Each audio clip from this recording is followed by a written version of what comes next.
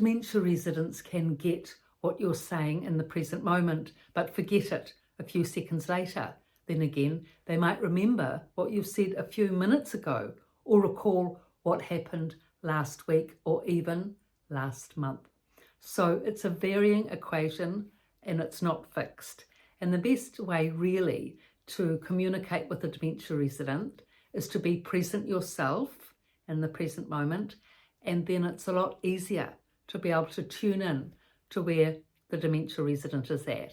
And then you can fill in the conversation, fill in as needed when there's memory gaps.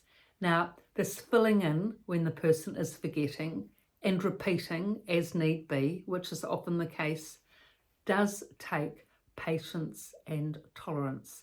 But it's an important process because the returns are great and well worth the effort at the end of the day. Now, there's also another aspect to this, because sometimes actually it's because the dementia resident doesn't remember because they don't understand what it is you're saying. And sometimes the case is because you're not speaking clearly that they can't understand. This actually has happened to me at the workshops that I was giving with the residents. We covered such a huge range of topics, really fabulous topics.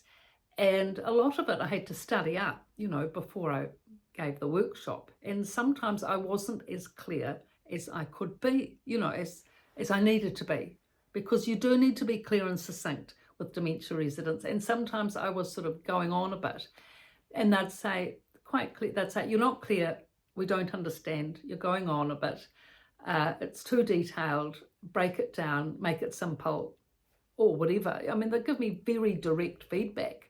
And I did change my ways, I actually put in more effort to get the content clear and concise, as dementia residents are. They're very clear and concise when they communicate. They like it brief and to the point and no ramble. So I had to change my ways and do that as they'd asked, because they were the customers really, and I was serving them, I was teaching them, and it had to be a two-way street. I had to listen to their feedback as they listened to mine. And so that's why it was a win-win situation. So you need to be clear. Now, the second thing is you need to be clear in content. The second thing you need to be clear in is speech. If you're mumbling and muttering, then the dementia resident won't be able to understand you. And there was one example of this where a dementia resident, she was a very intelligent woman, bright, astute, didn't speak much, but when she did, sharp as a tack. And her grandson would come in and he'd sit there and talk to her, but he mumbled and muttered, and I couldn't understand what he was saying. Therefore, it was hardly likely that she could, because she was also partly deaf. So you've got to speak clearly. You've got to speak at a volume they can hear, and the content has to be concise. So it's a big learning curve working with dementia residents, really, a very progressive learning curve, and all of which I've written about in the two books, The Resident's Voice and The Resident's Rise, in the description below.